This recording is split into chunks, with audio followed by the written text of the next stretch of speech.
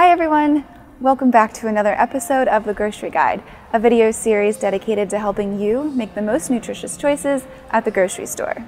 Today, I'm going to give you 3 things to look for when choosing a healthy cereal, and then leave you with a few of my recommendations that fit the bill. The number of cereals we have to choose from is mind-boggling. I mean, there's an entire aisle full of cereal. This alone can leave us feeling overwhelmed and likely to grab whatever looks healthy and be on our way. But don't do that. Take just 2 minutes to turn over the box of cereal and make sure that it has these 3 things. Number 1, at least 5 grams of fiber per serving. Fiber makes us feel full and prevents us from overeating. It also helps reduce cholesterol levels in the blood and can help maintain healthy blood sugars so our moods are more stable throughout the day. Number 2, make sure your cereal has 10 grams or less of sugar. If you watched my last video on yogurt, then you know that an excessive consumption of added sugars in the diet leads to weight gain and can increase your risk for developing heart disease and diabetes. The less sugar, the better. And number 3, make sure that the first ingredient on your list is a whole grain. Make sure that it reads something like whole wheat flour, whole grain oats, whole grain corn, something like this.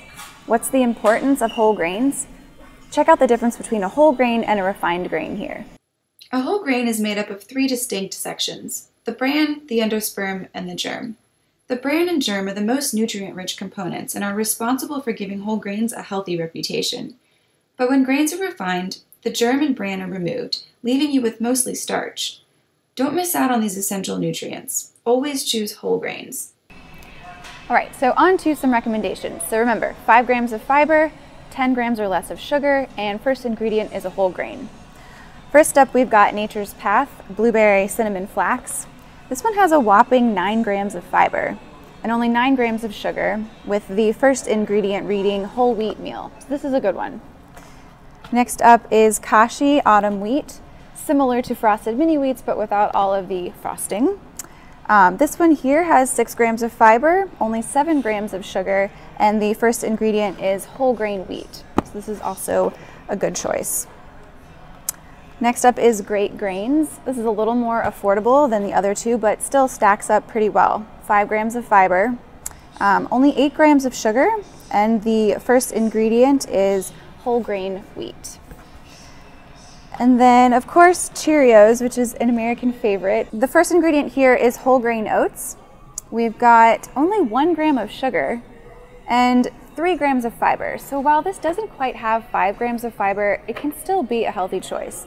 You could actually double the portion size of this, making it 6 grams of fiber and still only 2 grams of sugar. So this is a healthy choice. It's also good for kids. 3 grams of fiber is a good amount for kids to shoot for when choosing a cereal for them. Other good cereals for children are Wheat Chex.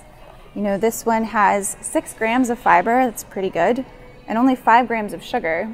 And then again, with the first ingredient list, whole grain wheat. Other good choices for kids are Kix, and then this other one here, Cascadian Farm Honey Nut O's. Similar to Honey Nut Cheerios, but again, much less sugar. It's actually made with whole grain oats. Good stuff. For those of you that skip cereal for granola, keep in mind that granola is quite high in sugar, so be mindful about your portion size. Also, look for a granola that has added nuts or flax seeds for added fiber. So remember, make sure that your cereal has at least 5 grams of fiber, 10 grams or less of added sugar, and the first ingredient reads a whole grain. Do you have a cereal that meets this criteria? Share it with us in a comment below. Thanks for watching and see you next time.